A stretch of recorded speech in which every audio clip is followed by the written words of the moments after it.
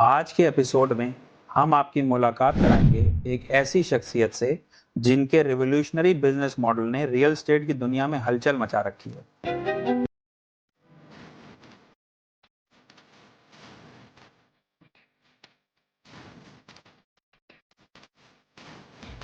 मयूर जी, ये बताइए कि आपकी जर्नी कैसे चल रही है। ब्रिकेट तक आने से पहले, ब्रिकेट शुरू करने से पहले क्या क्या एक्सपीरियंसेस आपके रहे हैं मल्टीपल फील्ड्स में।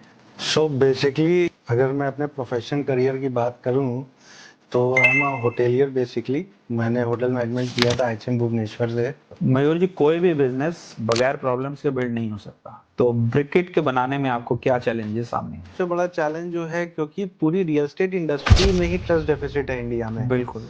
मयूर जी, ये बताइए कि जो हम लोग प्रॉपर्टी खरीदते हैं, आज तक तो हमने यही सुना है, चाहे वो फ्लैट हो, चाहे कमर्शियल हो, चाहे प्लॉट हो, फार्मलैंड हो, कुछ भी हो, हमने खरीद ली अपने नाम से, वाइफ को साथ में जॉइंट को ओनर बना दिया, पार्टनर्स ने, एक दो पार्टनर ने खरीद ली। तो ये फ्रैक्शनल ओनरशिप का क्या फॉर्मूला है?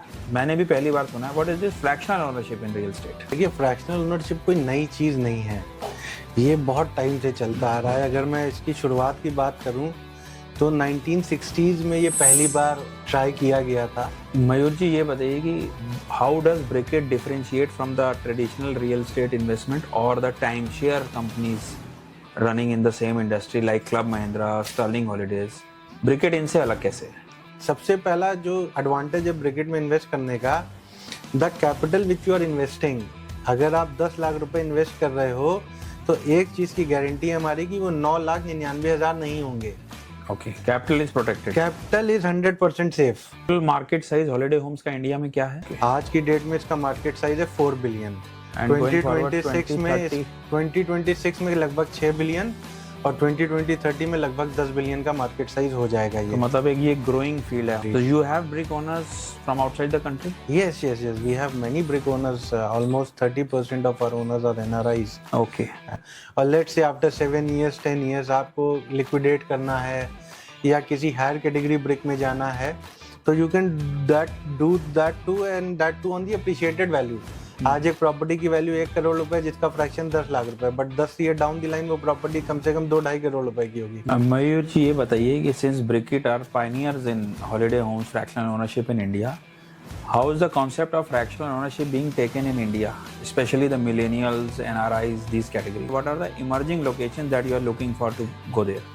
देखिए, वी स्टार्टेड विद गोवा हमारा सबसे पहला लोकेशन था। वो मेरे ख्याल से सब पूरे इंडियंस का फेवरेट एक हॉलीडे डेस्टिनेशन है ये। इसके अलावा हिमाचल में 2 लोकेशन है, कुफरी एंड कसौली जी।